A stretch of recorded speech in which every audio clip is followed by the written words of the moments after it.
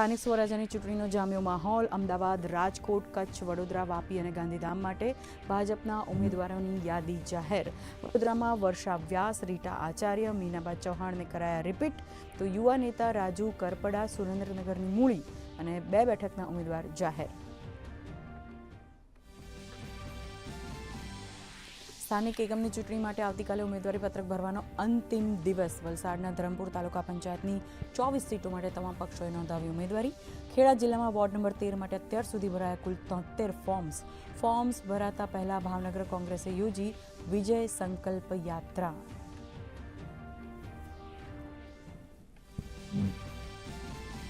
ઉમેદવારોના નામની જાહેરાતને પગલે સ્થાનિક રાજકારણમાં ગરમાવો. જામનગરના વોર્ડ નંબર 12માં કોંગ્રેસના અલ્તાફ ખરી અને આપના અસલમ ખિલજી આમને સામને. કોંગ્રેસનો ગઢ ગણાતા દાંતા તાલુકામાં જીત માટે ભાજપે કસી કમર. તાલુકા પંચાયતની તમામ બેઠકો પર કમળ ખીલવાનો ભાજપનો દાવો.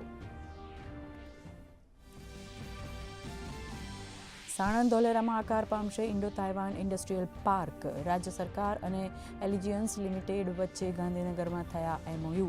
સેમિકન્ડક્ટર અને ઇલેક્ટ્રોનિક્સ ક્ષેત્રો માટે તાઇવાનના ઉદ્યોગોમાંથી ₹1,000 કરોડથી વધુના વિદેશી મૂડીરોકાણનો લક્ષ્યાંક. 12,000થી વધુ પ્રત્યક્ષ રોજગારીનું થશે સર્જન. ડ્રગ્સ માફિયાઓ સામે લગામ કસવા ગુજરાત પોલીસનો માસ્ટર પ્લાન. કેસોની તપાસને વધુ અસરકારક બનાવવા પોલીસે લોન્ચ કર્યું આર્ટિફિશિયલ ઇન્ટેલિજન્સ આધારિત અદ્યતન ટૂલ.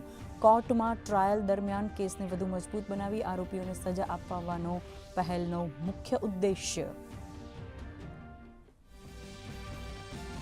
પશ્ચિમ બંગાળમાં મહિલા અને યુવા બેરોજગારોને મળશે પ્રતિ માસ ₹3,000, તો 6 મહિનામાં UCC કરાશે લાગુ.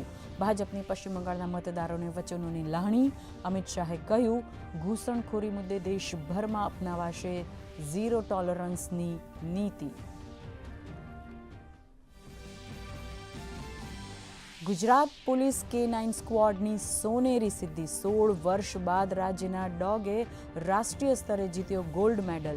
નાગપુરમાં યોજાયેલી ઓલ ઇન્ડિયા પોલીસ ડ્યુટી મીટમાં ટ્રેકિંગ કેટેગરી અંતર્ગત ભાગ લીધેલા 45 ડોગ વચ્ચે ચેક બન્યો ચેમ્પિયન.